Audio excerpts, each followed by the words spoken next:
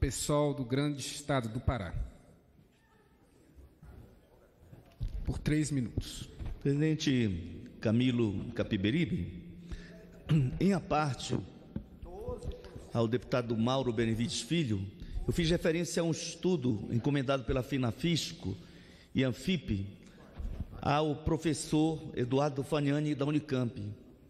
Nesse estudo, entre outros dados, falava-se: a proposta do governo de reforma da Previdência atingirá 35 milhões de trabalhadores pobres ou de pobres idosos que não conseguiram comprovar 15 anos de contribuição, pelo menos, para se aposentar, pensionistas, viúvas. Por que então maltratar os que já são muito sofridos, os que ganham muito poucos? Aí ele diz: nós combatemos privilégio. É porque lá no artigo 51, eles dizem que pobre é quem ganha um pouco mais de 1.000, e rico quem ganha 2.000 e poucos reais.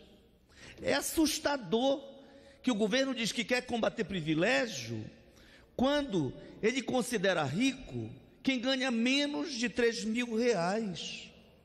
Enquanto isso, o presidente Bolsonaro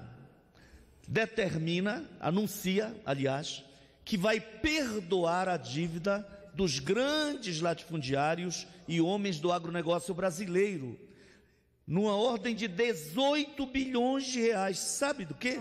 Do Fundo Rural, o Fundo de Assistência ao Trabalhador Rural. Ou seja, a fonte para o pagamento da aposentadoria da camponesa, do camponês, vai ser roubada do camponês, camponesa, porque os agronegocistas não pagam seus impostos, apoiaram o Bolsonaro, e agora o Bolsonaro quer pagá-los com o dinheiro do camponês e camponesa, e aumenta para 60 anos o tempo de aposentadoria de um camponês ou de uma camponesa, e exige ainda contribuição, comprovação de contribuição.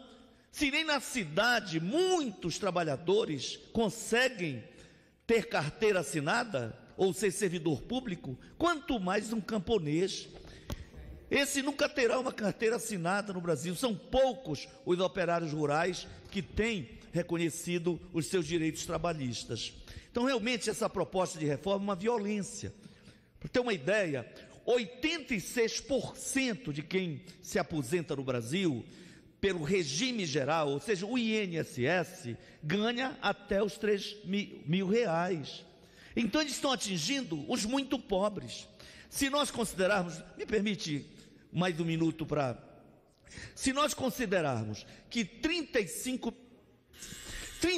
milhões de pessoas de baixo salário, ou pessoas muito pobres que se aposentaram devido ser de extrema pobreza, se 35 milhões de famílias pobres, isso pode alcançar mais de 100 milhões de brasileiros, se considerarmos aí em torno de 3 por família. Aí o estudo diz: nós podemos cobrar mais imposto de renda de 750 mil apenas, sem prejudicar um único pobre desses 35 milhões de trabalhadores aposentados, 750 mil que ganham mais de 40 mil reais, aumentando um pouco o imposto de renda, e vamos economizar muito mais do que o 1 trilhão e 165 bilhões, chegando a economizar quase 1 trilhão e 60. Então, por que prejudicar pobre? Por que prejudicar pobres? Por que prejudicar professores, professoras, se pode fazer justiça fiscal, fazendo com que os que têm maior renda paguem? Então, senhor presidente, muito obrigado. E eu queria dizer aos brasileiros: não entremos nessa onda que alguns aqui tentam convencer de que essa proposta de reforma da Previdência é para combater privilégio.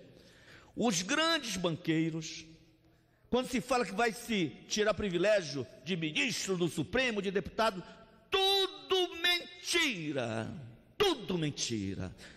Só realmente gente muito otária vai acreditar nisso. O objetivo é manter o privilégio para quem tem poder e destruir a dignidade e o direito à aposentadoria dos muito pobres, incluindo os colegas professores e professoras. Obrigado.